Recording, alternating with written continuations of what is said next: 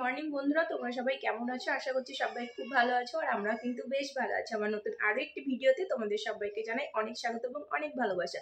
তো আজকে সকাল সকাল ঘুম থেকে উঠে পড়েছি, কারণ আজকে যাব হচ্ছে আমার মামার বাড়ি। তো সেখানে একটু মানে অনুষ্ঠান আছে একটা বাড়িতে, তো সেখানেই যাব। তাই জন্য সকাল সকাল ঘুম থেকে উঠে কিছু কাজ কাম ছিল, তো সেগুলো সেরে নিয়েছি।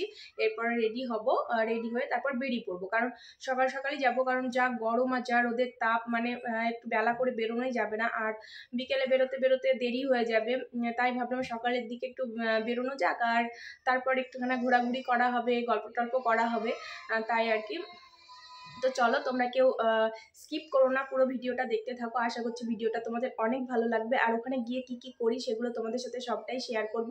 তো চলো, তোমরা দেখতে থাকো ভিডিও। আর তারপর হালকা পাতলা একটা জামদানি পরে রেডি হয়ে নিয়েছি। আর সত্যি কথা বলতে কি বলো তো, এই গরমে না মানে শাড়ি পরতে একদম ইচ্ছে করে না, কিন্তু কিছু করার নেই, পরতেই হবে শাড়ি। কারণ আমার হাজব্যান্ড যখন বাড়িতে আসে তখন ওর সাথে যখন বেরোই, কোনো জায়গাতে যাই, তখন চুড়িদার পরে যাই, কিন্তু শ্বশুরমশাই বা শাশুড়ি মায়ের সাথে কোনো জায়গাতে গেলে পারে এখনও পর্যন্ত চুড়িদার পরে মানে শ্বশুরবাড়ি এলাকাতে বেরোই না, তাই জন্য একটা কেমন লাগছিল। এমনি অন্য জায়গাতে যখন আমার বাপের বাড়ি বা অন্য কোথাও যখন বেড়াতে যাই তখন কিন্তু চুড়িদার আমি পরি, কিন্তু ওই এলাকাতে আমি এখনও পর্যন্ত পরিনি, তাই জন্য আর পরলাম না। দিনের বেলা যেহেতু বেরোচ্ছি তাই জন্য মুখে একটা সানস্ক্রিন অ্যাপ্লাই করে নিলাম। আর কি জানো তো, আমি যখন আগে মানে কোনো সানস্ক্রিন অ্যাপ্লাই করতাম না, তারপর মুখটা কেমন একটা ব্যাজ ব্যাজ করতো, কালো হয়ে যেত, মানে কোনো সানস্ক্রিনে আমার মুখে শ্যুট করতো না, এরকম আর কি। তো তারপর আমি কয়েকদিন আগে মামাআর্থের ভিটামিন সি এই সানস্ক্রিনটা আমি নিয়ে এনেছিলাম, আর এখন আমি এটা ইউজ করি। তো এটা কিন্তু খুবই ভালো, আর আমার মুখে কিন্তু খুব ভালোভাবে শ্যুট করে। তো কোনো রকম কোনো প্রবলেম হয় না, কালো কালো কোনো প্রবলেমই হয় না। তো এটা আমার কাছে খুবই ভালো লাগে। তো যাই হোক, তারপর এই যে মেকআপ টেকআপ আর কী করবো, এই কিছু মানে অল্প রাস্তা যাব, তো এখানে মেকআপ করার কোনো প্রশ্নই ওঠে না। আর কি বলো তো, কোনো অনুষ্ঠান বাড়ি বা পুজো টুজো হলে পারে মেকআপ টেকআপ করতে ভালোবাসি, কিন্তু তাছাড়া এমনি নর্মালি কোনো জায়গায় কাছাকাছি কাছে পিঠে কোথাও গেলে পারে অতটা ভালো লাগে না মেকআপ করতে। আর সব জায়গায় কি আর সব রকম সব কিছু মানায়, তাই না? যেখানে যেরকম মানায় সেখানে সেরকম করতে হবে। তো তার জন্য আর সানস্ক্রিনটা মাখার পরে মুখটা একটু অয়েলি অয়েলি লাগছিলো, তো তাই আর কি আমি একটা বিবি ক্রিম অ্যাপ্লাই করলাম মুখে। তো এই আর কি, এইটুকুই যথেষ্ট। মেকআপ করি যাই না করি, আমাদের কিন্তু টোটাল লিপস্টিক লাগানো চাই। মানে লিপস্টিক না লাগালে তুমি যতই মেকআপ করো আর যাই করো, মুখটা কিন্তু ফাঁকা ফাঁকাই লাগে। তো তাই জন্য আমি আর কি একটুখানি হালকা করে লিপস্টিকটা লাগিয়ে নিলাম। এরপর হচ্ছে একটা টিপ পরবো। তো আমার না এরকম এই শাড়ির ম্যাচিং এই টিপ পরতে আমার খুব ভালো লাগে, কিন্তু আমি যেহেতু জামদানি শাড়ি পরেছি, আর আমার জামদানি বা তাঁতের শাড়ির সাথে আবার লাল বা খয়েরি এরকম টিপ পরতে বেশি ভালো লাগে।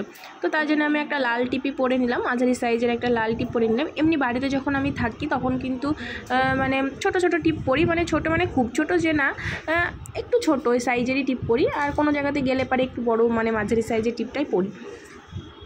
আর এই যে এটা হচ্ছে আমার লাইফের একটা বড় সমস্যা, মানে কোনো জায়গাতে গেলে পারে আমি যে হেয়ার স্টাইল কী করবো আমি কিছুই ভেবে পাই না। তো চুল নিয়ে একটুখানি কায়দা মারি, তারপরে যখন ভেবে পাই না যে কীভাবে হেয়ার স্টাইল করবো, তো তারপরে এইভাবে পুটলা করে পিছনে ওই ক্লিপ দিয়ে রেখে দিই। তো তারপরে সিঁদুর পরে নিলাম, সিঁদুর পরে তারপরে এবার বেরিয়ে যাব, কারণ মা বাবার ওদিকে রেডি হয়ে গেছে, ডাকাডাকি করছে যে এইসব এবার দেরি হয়ে যাবে না বেরোলে। তো আমি একদম ব্যাস এটুকুই রেডি। তো সবাই রেডি হয়ে গেছে, রেডি হয়ে বাইরে বেরিয়ে পড়েছি, আর বাবুকে বাবার কাছে দিলাম। তো বাবাই নিয়ে যাবে ওকে। চলো, আমার বাবুটাকে দেখো, টাকা বাবু।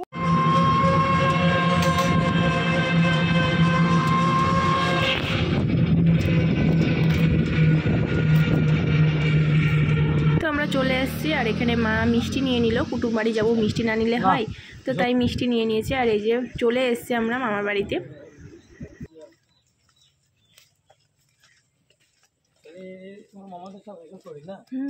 এটা অনুদের বাড়ি, অনুদের বাড়ি এটা, ওই তো ওই ও অনু।